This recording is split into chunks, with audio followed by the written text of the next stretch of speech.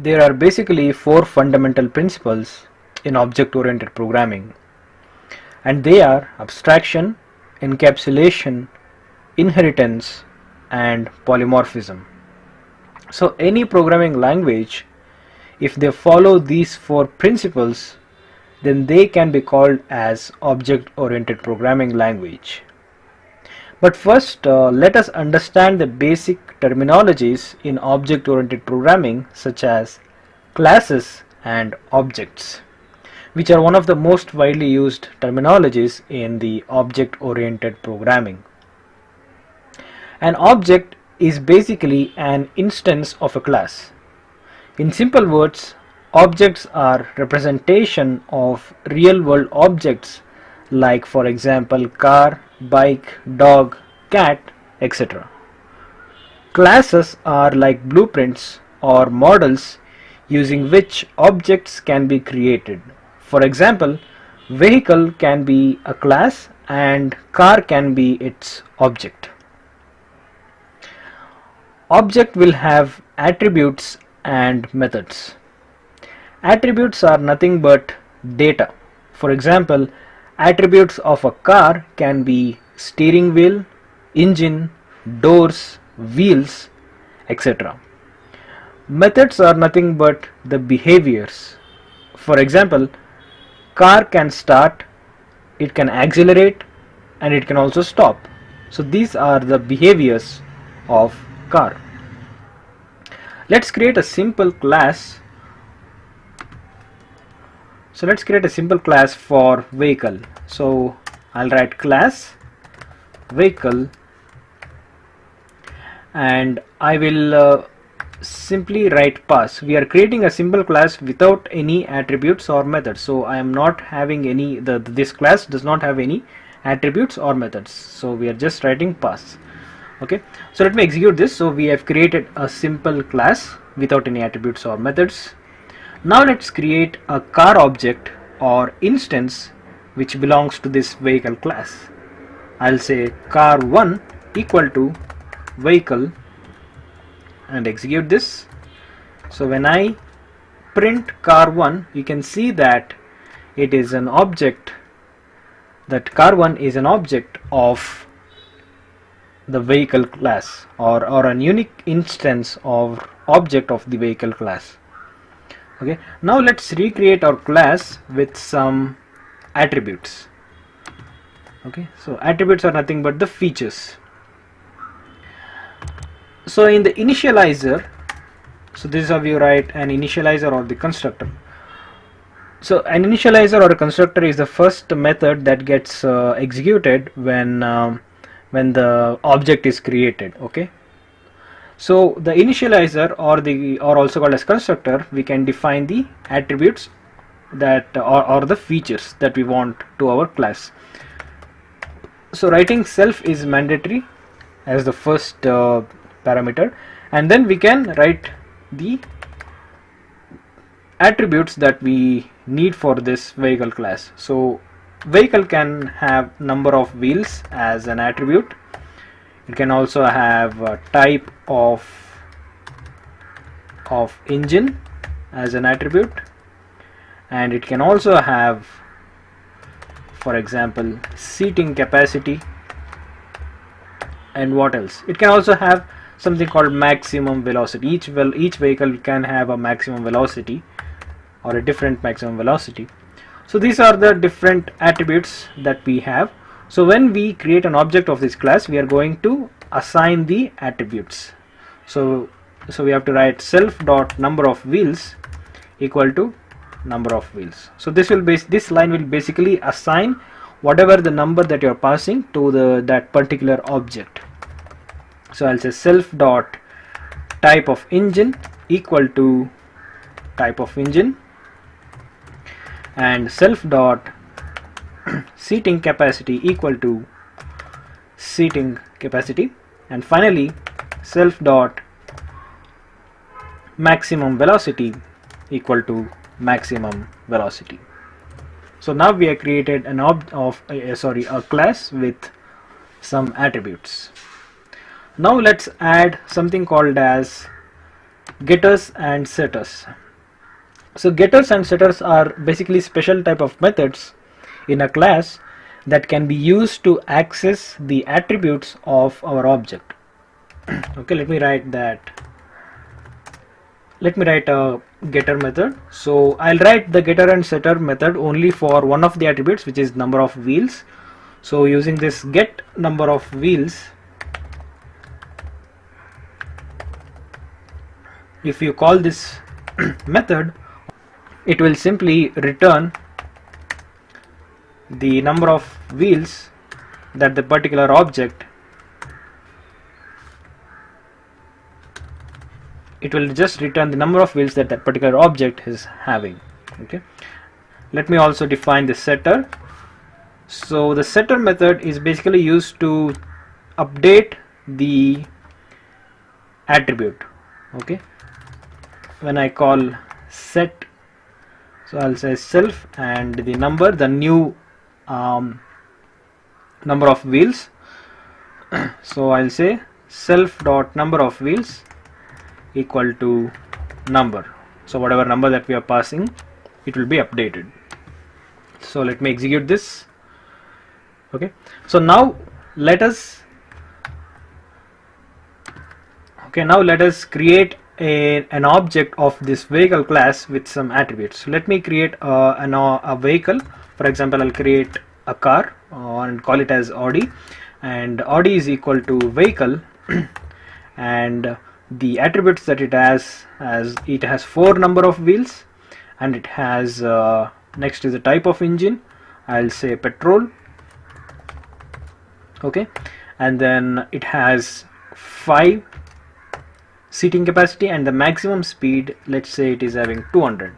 Okay, so I'll execute this. Okay, let's try printing the number of wheels of Audi using the getter method. So I'll say Audi dot, if you say get number of wheels, it will return the number of wheels that our vehicle is having. And if you want to change or update the number of wheels that our vehicle is having, you can make use of the set number of wheels method and pass, let's say for example I'll pass 5. I'll execute, and now if I check the number of seat by using the getter method, you can see it has been updated from 4 to 5. Okay, let me just copy this. Now let me create the class again with an object, with a method. I'll write one method called move. So our vehicle will move when this method is called. So when you call this method move, I'll simply print vehicle is now moving. Okay, I'll execute this. Now let me create the object again, and then I will call the move method and see what happens. So you can say that it prints vehicle is now moving. So this is how you create a class with a constructor, some attributes. These are the getters and setters, and this is a method. So these are also called as attributes or features, and this is called methods or behavior. Okay, now let's move on to understanding abstraction and encapsulation, which is two of the main principles in object-oriented programming. Abstraction is basically the thought process of hiding unnecessary details. For example, if we take a look at the calculator, it has only numbers and operators. Internal details on how the calculations are done are hidden from calculators. Okay, and encapsulation we can call as the actual implementation of this thought process of abstraction. It tells us how we can hide unnecessary details, or also in other words encapsulate some details from the user. Let's see a simple example of how Python supports encapsulation. In programming languages such as Java or C#, we have something called access modifier keywords such as public, protected and private. These access modifier will help us to restrict access to the required attributes and methods in our class. In Python we do not have those keywords, but we can make the required attributes or methods private or protected by appending underscores to the attribute name. Let's see an example to understand this. So let me create a class here. I'll say class, my class. Okay, and now I'll write the initializer or the constructor.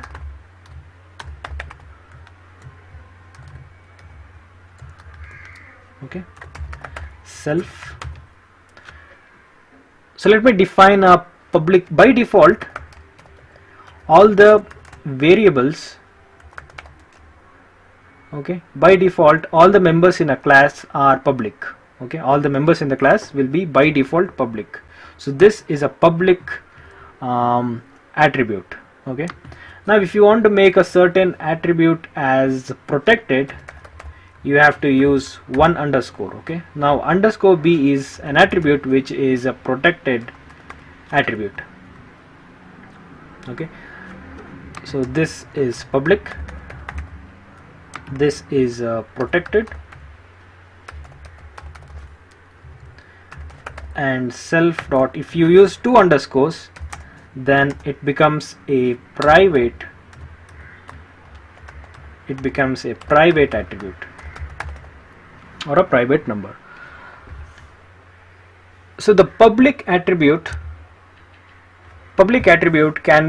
we can access this public attributes anywhere inside the class or outside the class. Okay, so the protected attributes, they can only be accessed within its child class.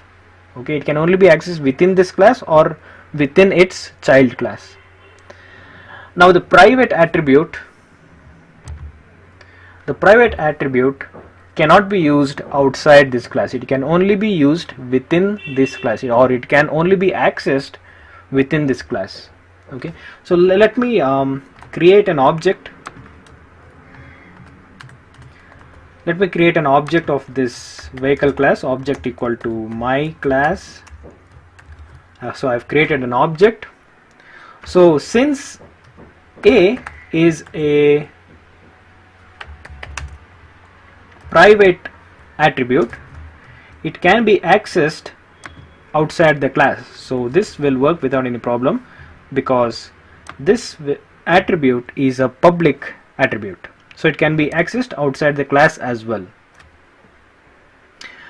And adding one underscore makes it protected. Only the child classes, it should only be accessed only in its child classes, but it is just a naming convention and Python doesn't really restrict the user from using this protected attribute. So it is just like you can just access it like the public attribute, so it doesn't really restrict from using it. It's just for naming conventions. Okay, and now finally we have something called the private attributes. So these attributes cannot be used outside the class. So when you say print obj dot underscore c, okay, and when you exit this you'll get an error which basically means that you cannot access this outside the class. Okay, but Python still provides a way of accessing the private attributes outside the class as well. Okay, intentionally you can access, unintentionally it just restricts the unintentional access of private attributes, but intentionally you can still access these attributes using something like, you have to write the obj dot, you have to write underscore the class name and then underscore the private attribute name. So you have to write underscore class name and then the private attribute name. So with this way you can access the private attributes as well Okay, so now let's see what inheritance is. The concept of inheritance is mainly needed to avoid repetitive coding and encourage something called as code reusability. So it is basically used to avoid repetitive coding and encourage code reusability. If we feel that certain attributes or methods can be reused in many classes, then we can put all of those attributes and methods inside one class, and this can be treated as a parent class. As any class that will inherit the attributes and methods from this parent class. So if required, they can inherit these attributes or methods from the parent class. This is just to reduce the repetitive coding of these attributes and methods.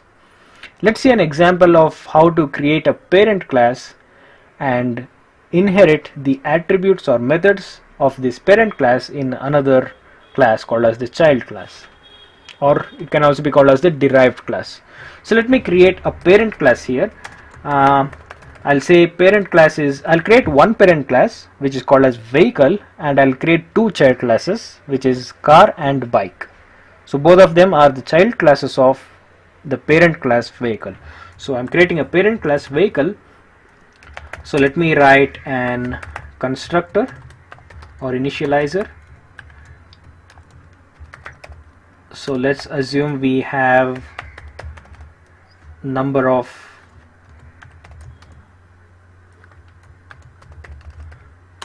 wheels as the first attribute, and then let's say it has number of seats, and also let's say it has maximum speed. So these are the three attributes that this parent class is having, and I'll say self dot number of wheels equal to number of wheels, and self dot seats equal to seats, and self dot max speed equal to max speed. Okay, so we have created a class. So this is just like normal class. So there is no special keyword that you have to add to make it a parent class or something. It's just a normal class. But then if you want to, when any other class inherits this, then this becomes a parent class. Now let's declare a child class car which will inherit these attributes. So to make this as a child class, you just have to write in between the parentheses the name of the class that you want to inherit. So now this class has become the parent class and car has become a child class. Now what I do is, inside the initializer,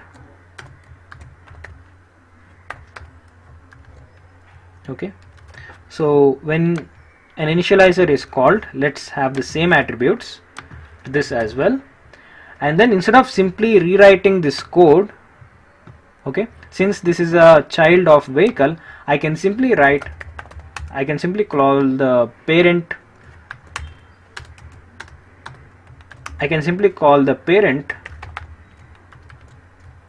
constructor and just pass these attributes. So there is no need to rewrite it again. You can just reuse the attributes from your parent class. Okay.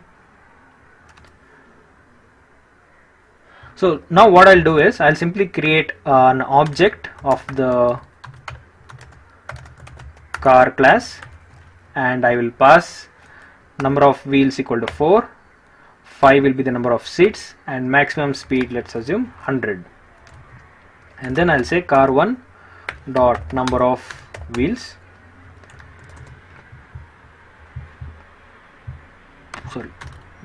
car1 dot number of wheels, it will return the number of wheels that are present in our object. In the same way, you can reuse the method or the class again, and you can create another child class called bike. Now bike is also a child of the vehicle class which has the same attributes. Okay, now let me define a bike object. So bike1 is equal to bike, and then the bike will have 2 seats, two number of wheels and 2 seats, and maximum speed, let's assume it is 100. Now when I say bike 1 dot number of wheels, it will give 2. Okay,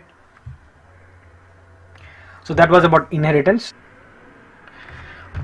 Now let's move on to polymorphism. When different classes have same method but implemented in a different way, we can call it as polymorphism. Okay, so let's define a parent class. For example, I'll define class animal, and let's create the initializer or the constructor self, comma, so let's assume it has only attribute the name. So when an animal is created, we have to pass the name, and self dot name is equal to name. And then I'm also assuming that all animals will talk in a different way. So that is why I'm writing a method in the parent class, and I'll simply write pass because I'm creating this as an abstract method. So any child that inherits this animal class has to implement this talk method in a different way. Okay, so let me execute this and create the class. Now let me create a child class called cat, which inherits from the animal class, and I have to override the talk method or implement the talk method in a different way. So I'll say when cat talks, it says meow. Okay, and now I'll execute this class, and I'll create one more class for dog, and when dog talks, it says woof. Okay, so basically what I'm trying to say is this is what is called as polymorphism. We can see that the same method talk is implemented in different way in different classes. So different way, different classes, same method. This is called as polymorphism. Okay, let me execute this. Now let me create an object of the class cat and give it the name as cat1. Okay, and when I say cat1 dot talk,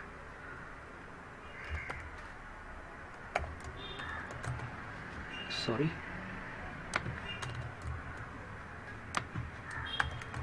so when I say cat dot talk, it says meow. Okay, let me define an object of the class dog and call it as dog1, and when I say dog dot talk,